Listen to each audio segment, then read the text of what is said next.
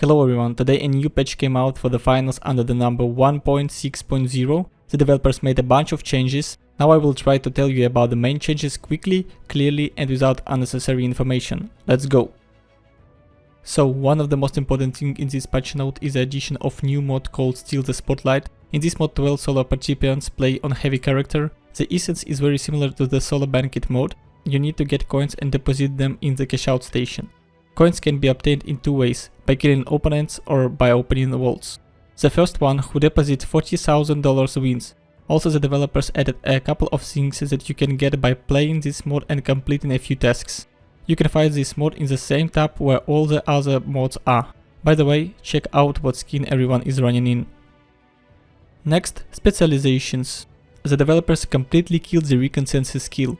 Now, activating this skill, the player sees opponent at a distance of 30 meters compared to when before Recon senses showed enemies from almost the entire map.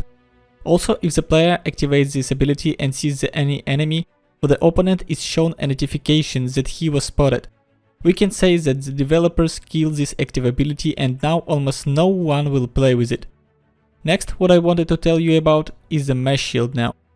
Who doesn't know, this is one of the active skill on heavy, which puts a shield in front of him. So, this shield will now have the color of the team, the player who activates it. That means, if the orange team attacks you and heavy player uses mesh shield, the color of the shield will be orange. I think this is a strong change, because in the heat of the battle, it often happens that it is not clear who put the shield and who to kill. Moving on to gadgets. Dome shield added the same behavior with color as mesh shield. As I said before, this helps a lot in prolonged fights or when you are defending cash out and it is not clear which team threw the shield to capture it. Also, the developers decided to improve Vanishing Bomb. Increase the invisibility interrupt grace period for teammates from 0.65 to 0.8 seconds. Increase the invisibility interrupt grace period for the player from 0.65 to 0.8 seconds. Increase the duration of invisibility on teammates from 5 seconds to 6 seconds. I think this is a nice update for team players who play on light character. It will give you the opportunity to use this item even more impactful. Also, they finally fixed zipline. Actually, my main character is medium and I can say from my own experience that this is one of the most annoying things that was in this game. Zipline often breaks, sometimes it didn't set properly on the roof even from a flat floor and so on. They reworked the validation of how to set zipline and I hope this change will fix this problem.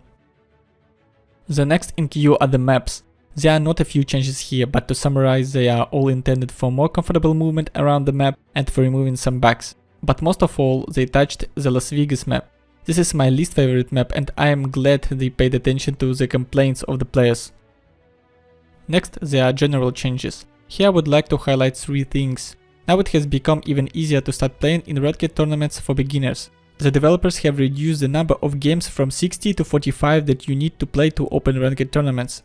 In addition, they added the ability to change loadout in the lobby before the start of the match in all modes. This is one of the coolest innovations because in loadout you can now change even specialization. I think a lot of people were annoyed that before the game you could not change the active skill and sometimes it was not enough. And to finish this part, the developers removed the solo banquet mod. I don't think many people were upset about this, because no one was playing this.